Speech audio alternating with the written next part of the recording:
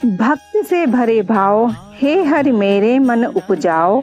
17वां अध्याय कार्तिक कृपा दृष्टि कर जाओ। राधे राधे दोस्तों, आप सभी का आपके अपने चैनल धर्म शक्ति में स्वागत है।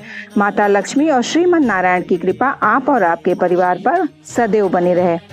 चलिए अब हम सभी लोग श्री हरि और माता लक्ष्मी के चरणों का ध्यान करते हुए कार्तिक मास के 17वें दिन की कथा का श्रवण करते हैं। 16 अध्याय में हम सभी ने श्रवण किया कि कैसे जालंधर ने भगवान विष्णु और माता लक्ष्मी को अपने अधीन कर लेता है।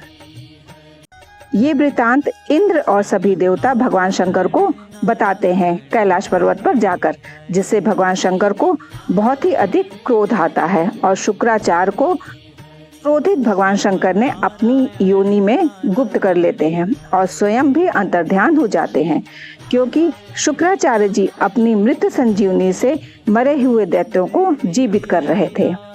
शुक्राचार्य के गायब होने से दैत्यों में भगदड़ मच जाती है, किंतु शुंभ, निशुंभ और कालनेमी दैत्यों ने डटकर युद्ध करते हैं।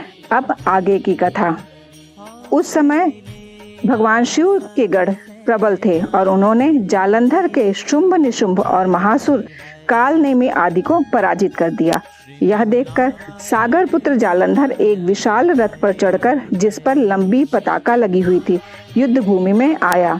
इधर जय और शील नामक शंकर भगवान के गढ़ भी युद्ध में तत्पर होकर गर्जने लगे। इस प्रकार दोनों सेनाओं के हाथी, घोड़े, शंख, भेरी दोनों ओर के सिंहनाद से धरती त्रस्त हो गई। जालंधर ने कुहरे के समान असंख्य बाणों को फेंककर पृथ्वी से आकाश तक व्याप्त कर दिया और नंदी को 5, भगवान गणेश को 5, वीरभद्र को एक साथ ही 20 बाण मारकर उनके शरीर को छेद दिया और मेघ के समान गर्जना करने लगा। यह देखकर कार्तिकेय ने भी दैत्य जालंधर को अपनी शक्ति उठाकर मारी और घोर गर्जना किया, जिसके आघात से वह मूर्छित हो पृथ्वी पर गिर पड़ा। परंतु वह शीघ्र ही उठ खड़ा हुआ और क्रोधविष्ट होकर कार्तिकेय पर अपनी गदा से प्रहार करने लगा।